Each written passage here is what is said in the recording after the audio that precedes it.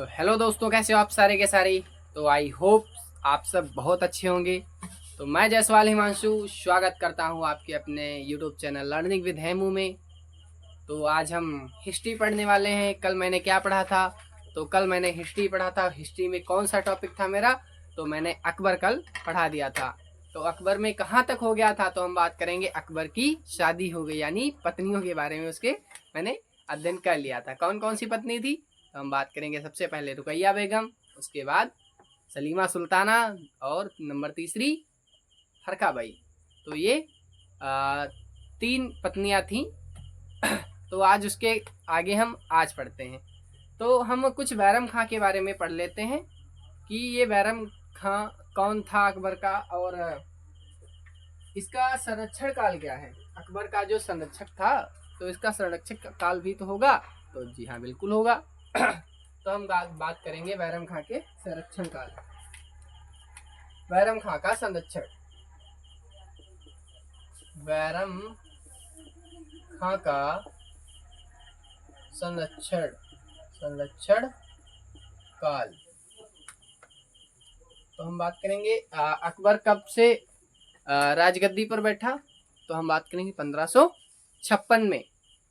तो 1556 से 1560 तक इसका संरक्षण काल रहा है। मात्र 4 वर्ष का संरक्षण काल बैरम खां का रहा है। अकबर का संरक्षक था ये बैरम खां। तो हम इसके अंतर्गत सर्वप्रथम क्या बात करेंगे कि अकबर का ये संरक्षक था। तो इसने जब अकबर को राजा बनाया, यानी कि बादशाह की उपाधि दी उसको। हुमायूं की जब मृत्यु हुई तो अकबर को उसने राजा बना दिया, मुगल दरबार का बादशाह बना दिया। तो ये जब बड़ा हुआ और इसने बड़ा हुआ और इसने युद्ध जीते, काफी सारे युद्ध किए। तो बैरम खां से प्रसन्न होकर अकबर ने इसे कौन सी उपाधि दी थी बैरम खां को? तो हम बात करेंगे कौन सी उपाधि दी थी। तो हम उपाधि की बात करेंगे। उपाधि कौन सी उपाधि दी? तो हम बात करेंगे खान ए खाना की उपाधि किसने दी? तो हम बात करेंगे अकबर ने। अकबर द्वारा उपाधि दी किसको? बैरम खां को। कौन सी उपाधि? खाना की उपाधि। और इसमें राजनीतिक हस्तक्षेप थोड़ा ज्यादा रहे, क्योंकि अकबर का ये प्रिय था कौन? बैरम खान, और संरक्षण भी था। तो इसकी जो अकबर की माँ थी महामंगा, उसको लगा कि भैया रौला बना के चल रहा है ये बैरम खां, क्योंकि भैया बादशाह का मान लो ऐसे राइट हैंड है। इसके बिना उसके काम सारे के सारे अधूरे थे। तो उसने क्या किया? अकबर को बैरम खां के प्रति घृणा उत्पन्न कर दी, यानी भड़काने का काम किया। किसने? महामंगा ने। और उसने अपना शासन करने, यानी कि बैरम खां को यहाँ से दिल्ली सल्तनत से निकालने का कार्य किसने किया? तो हम बात करेंगे बैरम खां का महामंगा का संरक्षण काल। यानी कि बैरम खां को दिल्ली दरबार से निकालने वाली महिला महामंगा थी। उसने षड्यंत्र रचा और अकबर के खिलाफ, यानी अकबर को बैरम खां के खिलाफ उसने भड़का दिया। तो अकबर भी सोचने लगा भैया हाँ सही तो है। अब यार एक बात बताओ, तुमको अगर कोई भड़काने लगे तो कुछ ना कुछ दिन बाद उसके खिलाफ तुम भड़क ही जाओगे। तो बिल्कुल जायज सी बात है। अकबर भी वैसे भड़क गया। तो उसने बैरम खां से कहा भैया तुम अब चले जाओ मदीना। तो कह रहा है ठीक है। मक्का कह रहा था, मक्का चले जाओ। तो बैरम खां कह रहा है ठीक है, जहाँ पना मैं चला जाऊंगा, बिल्कुल चला जाऊंगा। तो वो जाने की तैयारी कर रहा था। तो भैया इनका एक अकबर का सेनापति था, जिसका क्या नाम था? तो हम बात करेंगे सेनापति मुबारक खान। यानी मुबारक खां बैरम खां से कहने लगा कि भैया जहाँपना का ऑर्डर है, आप यहाँ से जल्दी निकल जाइए। तो बैरम खां कह अरे यार, मतलब यार एक दिन के लिए, मतलब हम कह रहे हैं जा रहे हैं फिर भी तो वही होता है। तो उसने विद्रोह कर दिया। किसने? तो बैरम खां ने। कहाँ विद्रोह कर दिया? तो ये जा रहा था तो इसने बैरम खां ने विद्रोह कर दिया। किसके खिलाफ? अकबर के खिलाफ। तो अकबर को भैया गुस्सा आया, जब विद्रोह कर दिया तो गुस्सा आया। तो उसने सैनिक भेजे। किसको? तो हम बात करेंगे मुबारक शाह को भेजा। किसने? अकबर ने मुबारक शाह को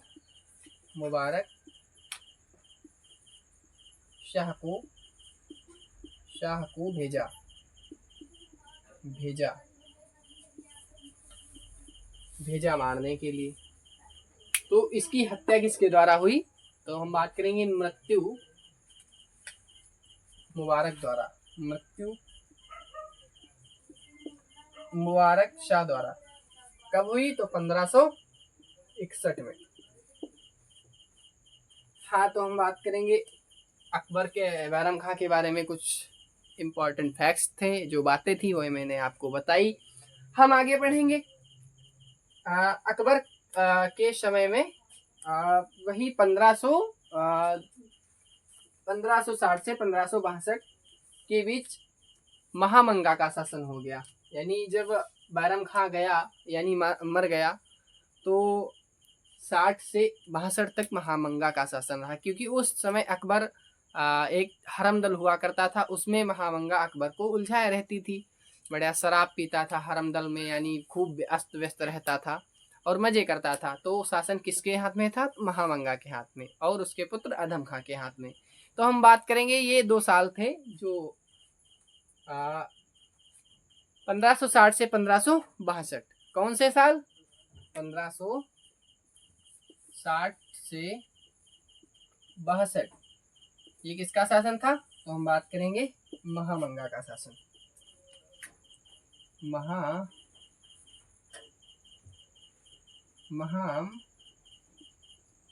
महामंगा का शासनकाल या हम इसे पेटीकोट का शासन यानी पेटीकोट काल भी कह सकते हैं। क्या कह सकते हैं? पेटीकोट शासन काल। अच्छा, आप लोग कमेंट में बताइएगा कि इंडिया में पेटीकोट शासन रहा है या नहीं, और रहा है तो किसने किया? तो आप लोग फटाफट बताइएगा किसने किया। तो आप लोगों को अगर याद होगा तो दीदी मायावती जो थी, उनका शासन क्या था? तो हम उसे एक तरीके से पेटीकोट शासन भी कह सकते हैं, क्योंकि वह स्त्री शासन था, तो उसे हम एक तरीके से पेटीकोट शासन भी कह सकते हैं। ओके, तो हम बात करेंगे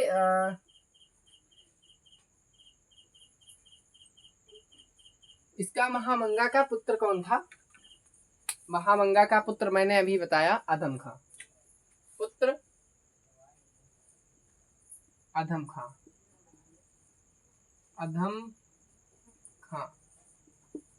जो भी इम्पोर्टेंट बातें हैं परीक्षा के लिहाज से वो मैं आपको बताता चलूँगा, और आप लोग आराम से लिखते चलिएगा। अगर जो बच्चे नहीं लिख रहे हैं, यानी जो मेरे साथी नहीं लिख रहे हैं, वो अपना स्क्रीनशॉट बोर्ड का ले लीजिएगा, और मैं उसका स्क्रीनशॉट लेने का मौका भी दूंगा।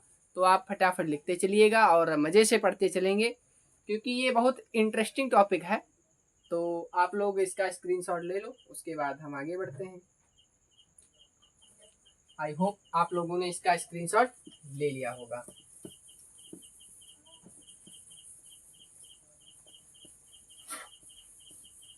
तो हम बात करेंगे अब अकबर द्वारा एक इबादत खाना बनवाया गया था। वो किससे रिलेटेड था? तो हम बात करेंगे धर्म से रिलेटेड। इबादत खाना क्या था? इबादत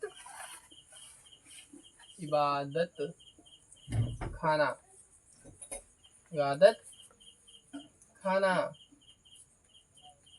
इबादत खाना कब बनवाया गया? तो हम बात करेंगे 1575 में। 1575 में बनाया गया। किसके द्वारा? तो हम बात करेंगे अकबर के द्वारा। यहाँ पे मैं अकबर अकबर द्वारा। देखिए ये टॉपिक इसमें लिखने का ज़्यादा नहीं, इसमें समझने की चीज़ें हैं, तो आप समझते चलिए, लिखने की ज़्यादा इस टॉपिक में कोशिश ना करें। मैं भी देख रहे हो आप लोग, लिख ज़्यादा नहीं रहा हूँ, जो टॉपिक उठा रहा हूँ उसको समझाने की प्रैक्टिस यानी कोशिश आप लोगों को कर रहा हूँ। तो हम बात करेंगे इबादत खाना। तो इसने किस लिए इबादत खाना बनवाया था?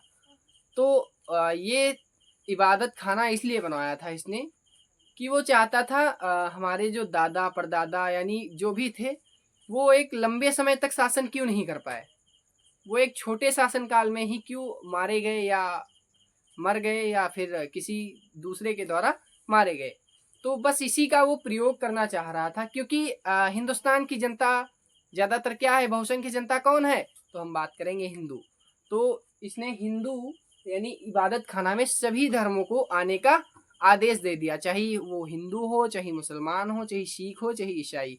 तो सभी धर्मों के लोग आते थे और सभी धर्मों के अपने एक्सपेरिमेंट चलते रहे। तो इसलिए इबादत खाना का निर्माण अकबर ने करवाया। तो हम इसके अगले बिंदु की ओर बढ़ते हैं। हाँ, यहाँ पर बात करेंगे सभी धर्मों के लिए प्रार्थना स्थल। ये मान लो इबादत खाना जो था सभी धर्मों के लिए एक प्रार्थना स्थल था। यहाँ पर किसी भी धर्म का व्यक्ति आए और अपनी जो भी प्रार्थना हो इबादत खाना यानी इबादत खाना में जाकर बताए या फिर उनमें अपनी पर्ची सबमिट करे। उसी प्रकार अकबर द्वारा उस पर एक्शन लिया जाता था और यहाँ सभी धर्मों के लोग आ जा सकते थे।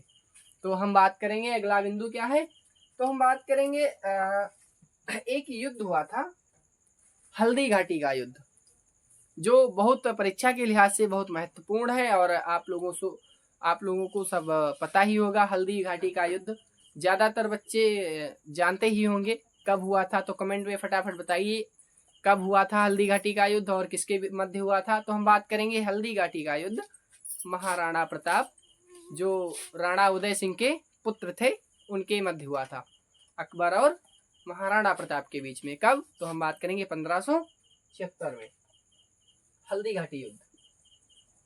हल्दी घाटी का युद्ध कब हुआ? तो हम बात करेंगे 1576 में, 1576 में किसके मध्य हुआ?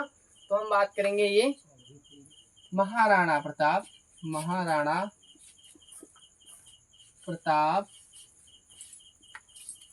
और अकबर के मध्य। अकबर वर्सेस महाराणा प्रताप, इसमें अकबर जीत गया। हाँ, तो अकबर किस वजह से जीता, महाराणा प्रताप किस वजह से हारे? तो हम बात करेंगे अकबर के पास लाखों की फौज थी और महाराणा प्रताप के पास तनिक सी चंद सेना लेकर फिर भी वो अकबर का सामना करते रहे। तो हम बात करेंगे अकबर का सेनापति। इस युद्ध में अकबर का सेनापति कौन था? परीक्षा में पूछ लेता है कि हल्दी घाटी के युद्ध में अकबर का सेनापति कौन था। तो हम बात करेंगे हल्दी घाटी के युद्ध में अकबर का सेनापति बात करेंगे आमेर शासक राजा राणा मान सिंह। राजा नहीं, हम यहाँ पर राणा मान सिंह करते हैं, राणा मान सिंह।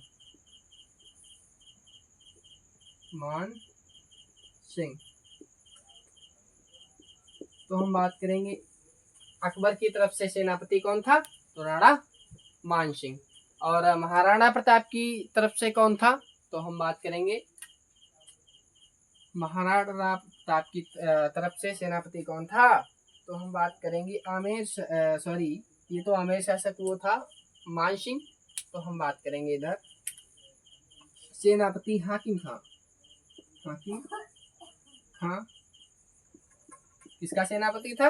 तो हम बात करेंगे हल्दी घाटी के युद्ध में महाराणा प्रताप का सेनापति हुआ करता था।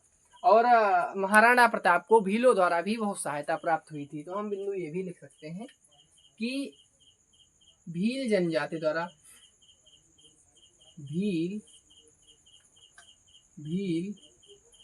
जनजाति द्वारा सहायता प्राप्त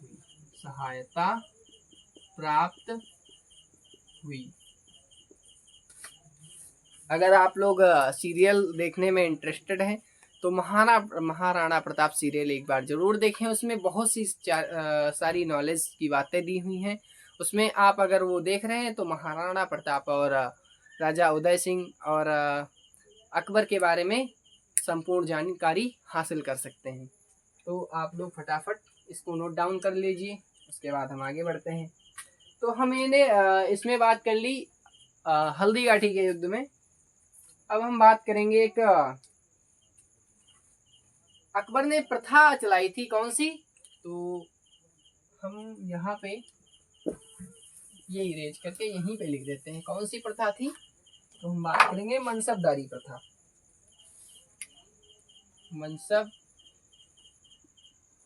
मनसबदारी प्रथा कब चलाई, बात करेंगे मनसबदारी प्रथा कब चलाई। तो हम बात करेंगे 1577 में। कब, 1577 में, यानी कि ठीक 1576 में क्या हुआ था। तो हम बात करेंगे हल्दी घाटी का युद्ध। 77 में क्या हुआ, तो इसने मनसबदारी प्रथा चलाई। इसके अंतर्गत क्या बातें बताई गई, तो मनसबदारी प्रथा ली कहाँ से गई थी, तो हम बात करेंगे ये मुगलों से ग्रहण की गई है, यानी मुगलों से ग्रहण की गई है। मनसबदारी प्रथा आज भी प्रचलित है। आप जानेंगी कि मनसबदारी प्रथा होती क्या है, मनसबदारी प्रथा ग्रामों में क्या होती है, यानी आप लोग फटाफट कमेंट में बताइएगा। ये आज भी प्रचलित है आप सबके बीच प्रत्यक्ष रूप में। तो फटाफट आप लोग कमेंट में बताइएगा ये कहाँ से ली गई है। हम बात करेंगे मुगलों से, मुगलों द्वारा क्या ली गई थी। तो हम बात करेंगे मनसबदारी प्रथा को किससे लिया गया है, तो हम बात करेंगे मुगलों से। आप लोग फटाफट नोट करते चलिएगा। तो आज के लिए बस इतना ही, मिलते हैं हम कल वीडियो में, यानी कि दूसरी वीडियो में। उसमें हम पढ़ेंगे अकबर की धार्मिक नीतियाँ। तो आई होप आप लोगों को बहुत ही अच्छा समझ में आया होगा। तो चलिए आज के लिए बस इतना ही। सभी को जय महाकाल, सभी को जय श्री राम और सभी को जय शुभरात्रि।